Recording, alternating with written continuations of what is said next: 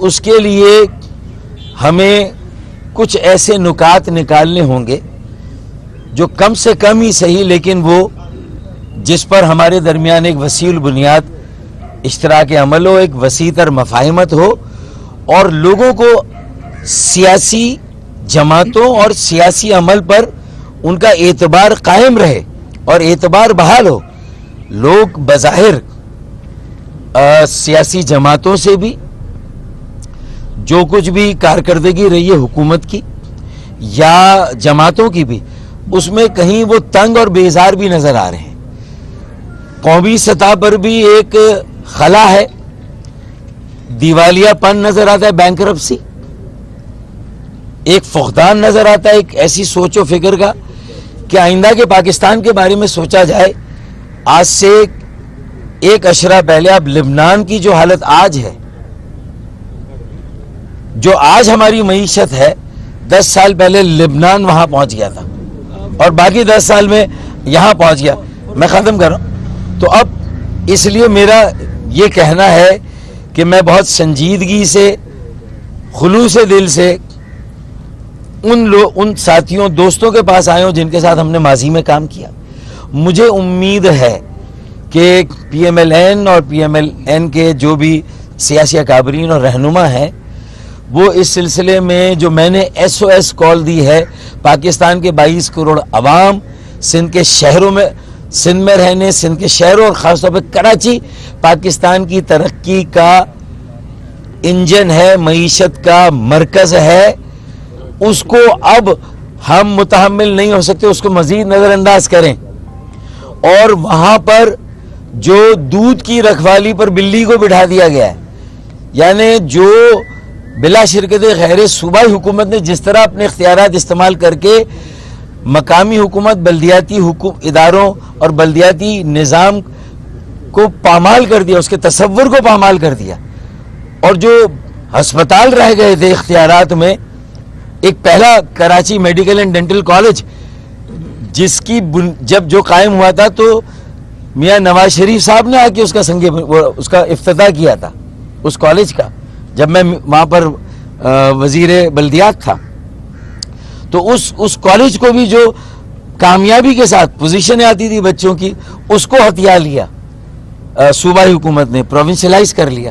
تو بھائی جمہوریت کی بات کرتے ہیں تو جمہوریت کے 3 ٹیئرز ہیں، مرکز وفاقی سطح پہ، صوبائی اور ایک بلدیاتی بھی ہے، تو اس کا بھی پاس کرنا ہوگا۔ تو میں یہ بات کرنے بھی میں نے یہاں پر رکھی ہے۔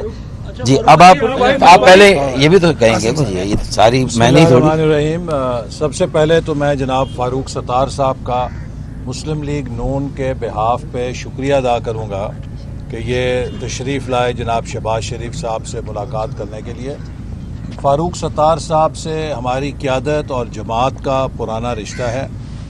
یہ کراچی کی اور ملکی سیاست پہ جمہوریت کی ایک مضبوط اور توانا آواز ہیں، اور مسلم لیگ نون کی جہاں اس وقت ملک کے حالات کے حوالے سے اور پوری پی ڈی ایم کی نہایت ہی تشویشناک ہم نگاہ سے دیکھ رہے ہیں، اور ملک کو بچانے کے لیے جو کردار اس وقت پی ڈی ایم ادا کر رہی ہے، ہم سمجھتے ہیں کہ تمام جمہوریت پسند قوتوں کو آئین کے پرچم کے تلے پاکستان کو بچانے کے لیے، پاکستان کو اس اکنامک سرنڈر سے نکالنے کے لیے جو کہ عمران حکومت نے پاکستان پہ مسلط کر دیا ہے، مجھے بحیثیت پاکستانی الفاظ نہیں ہیں کہ میں یہ بات کہہ سکوں کہ آج پاکستان کی معاشی خود مختاری کو سرنڈر کر دیا گیا ہے، آئی ایم ایف کے سامنے سرنڈر کر دیا گیا ہے، اور ایک برادر ملک سے امداد لینے کے لیے سرنڈر کر دیا گیا ہے۔ یہ وہ چیز ہے کہ جو کوئی خوددار پاکستانی، کوئی ایسا پاکستانی جس میں اس ملک کے وقار کی حمیت کا ایک قطرہ بھی ہے، برداشت نہیں کر سکتا۔ چھٹا سیکٹری خزانہ تبدیل کیا گیا ہے، 5 سے زیادہ وزرائے خزانہ تبدیل ہو چکے ہیں، اور 5 سے زیادہ ہی چیئرمین ایف بی آر تبدیل ہو چکے ہیں۔ یہ ملک ایک نالائکی اور نااہلی کی تجربے گاہ بنا کے اس کی معیشت کی اینٹ سے اینٹ بجا دی گئی ہے 3.25 سالوں میں. وہ پاکستان جسے ہنستا بستا ہم نے چھوڑا تھا اور ہماری قیادت نے نواز شریف صاحب کی وزارت عظمیٰ اور ان کی قیادت میں محنت کے ساتھ نہایت ہی جفا کشی کے ساتھ اس ملک کو پیروں پہ کھڑا کیا تھا. یہ دنیا میں سی پیک کے لحاظ سے ایک پہچان اس نے حاصل کی تھی اور مرکز بن رہا تھا. آج وہ ملک عالمی گداگر بن گیا ہے. آج اس ملک کے سفارت خانے ٹویٹ کر رہے ہیں کہ ہمیں 3 ماہ سے تنخواہ نہیں ملی ہے. اس کی ہم تحقیقات کریں گے، چونکہ اگر یہ حکومت اپنے سفارتکاروں کو تنخواہ نہیں دے رہی تو یہ ڈیفالٹ کر گئی ہے.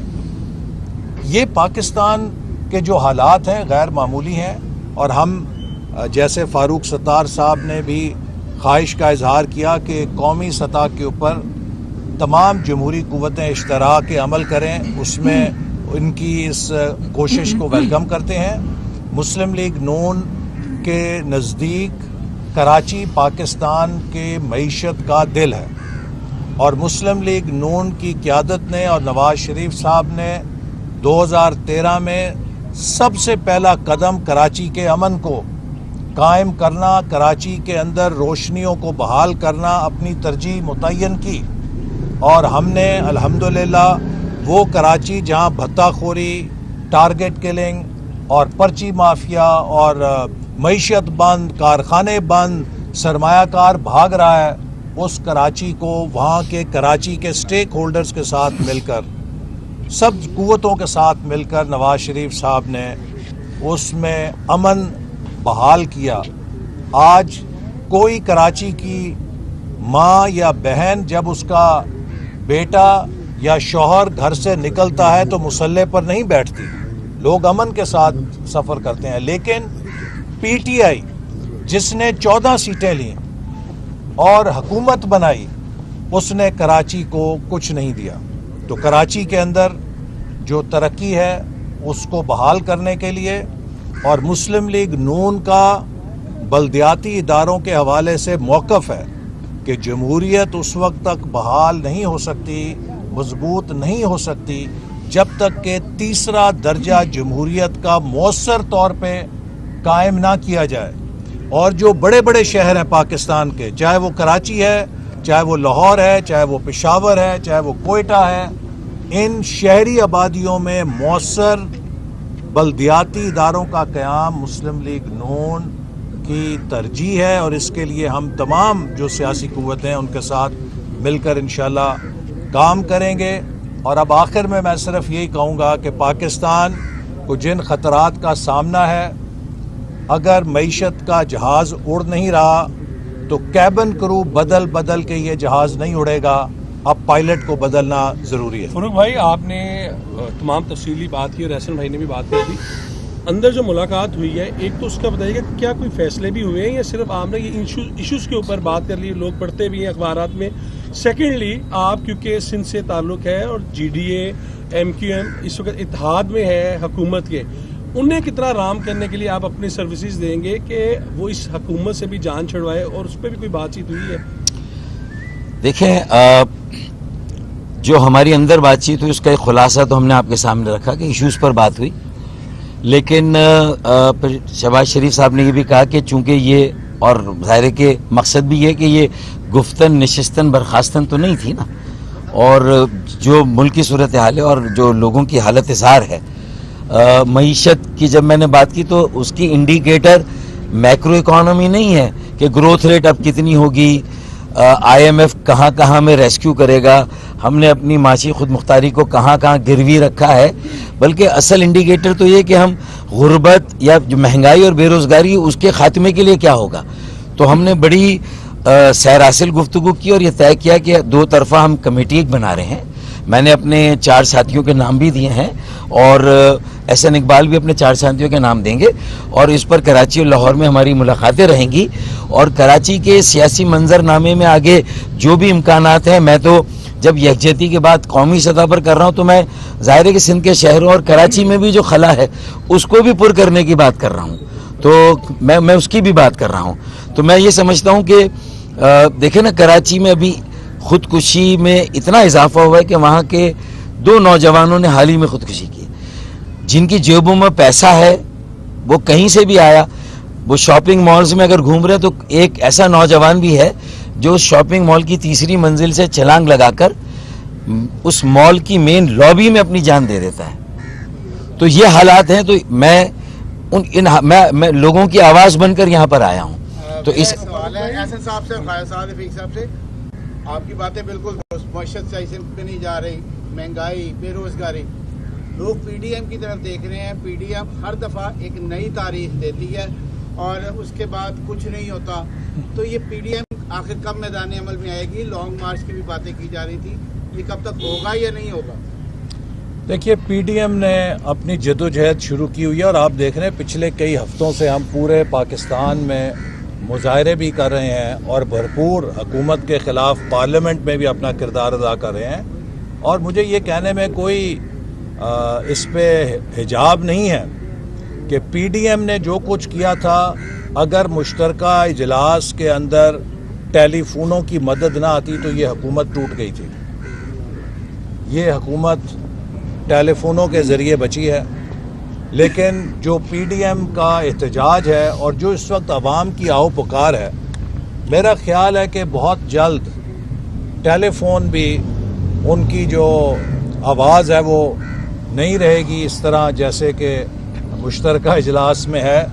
چونکہ اس جو مردہ کو اٹھانے کے لیے اب جو بھی اپنا کندھا دے گا وہ بھی خود کو گندا کرے گا. ایسا صاحب یہ بتائیے گا کہ لاہور میں پرسوں 133 کا الیکشن ہے اور وہ یہ خالد صاحب رہیں گے. 3 آدمی آپ پوگم کی بھگائی کر لیں.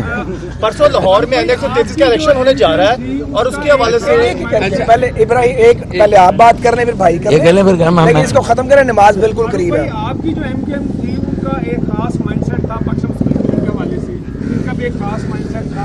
آپ کی ایم کیو ایم جو تھی اس کے حوالے سے کیا وہ تمام چیزیں اس کو اب ہم ختم سمجھیں؟ سیکنڈلی آپ آج کل کس وکٹ سے کھیل رہے ہیں یا دونوں وکٹ؟ دیکھیں، مائنڈ سیٹ ہو سکتا ہے کہ علامت ہو، لیکن بنیاد یہ ہے کہ ہم پاکستان بنانے والوں کی موجودہ نسل اور اولادیں ہیں، اور شاید مسلم لیگ کا یہ خاصہ ہے کہ قیام پاکستان میں ان کی ایک تاریخ ہے اور ان کا ایک کردار ہے.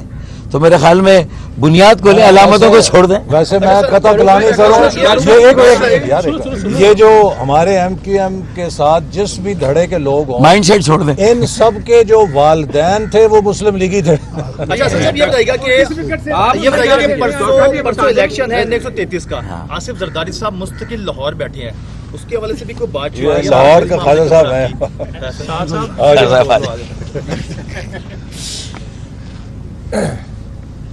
5 دسمبر کو NA133 میں الیکشن ہے. انشاءاللہ تعالی کل اس پہ سیر حاصل گفتگو کریں گے، کل پریس کانفرنس کریں گے. جہاں تک تعلق ہے پی ٹی آئی تو میدان سے بھاگ چکی ہے. ایک اور سیاسی جماعت وہاں موجود ہے جس نے 5500 ووٹ لیے تھے. جو شکایات آئی تھی اس پر میں کھل کے جان بوجھ کے بات نہیں کر رہا، کیونکہ جب ہم بہت کھل کر بات کرتے ہیں تو پھر اس وقت ایک متحدہ پارلیمنٹری اپوزیشن بنی ہوئی ہے، اسے نقصان پہنچتا ہے. لیکن جو کچھ NA 133 میں کیا گیا ہے یہ کسی طرح پر مناسب نہیں تھا. جو جعلی ویڈیو بنائی گئی تھی مسلم لیگ نون کے پوسٹر لگا کے، وہ لوگ آپ کے علم میں ہے کہ پکڑے گئے ہیں اور ان کے خلاف قانونی کارروائی ہو رہی ہے، اور یہ ثابت ہو چکا ہے کہ PMLN اس طرح کے مکروہ دھندے میں شامل نہیں تھی.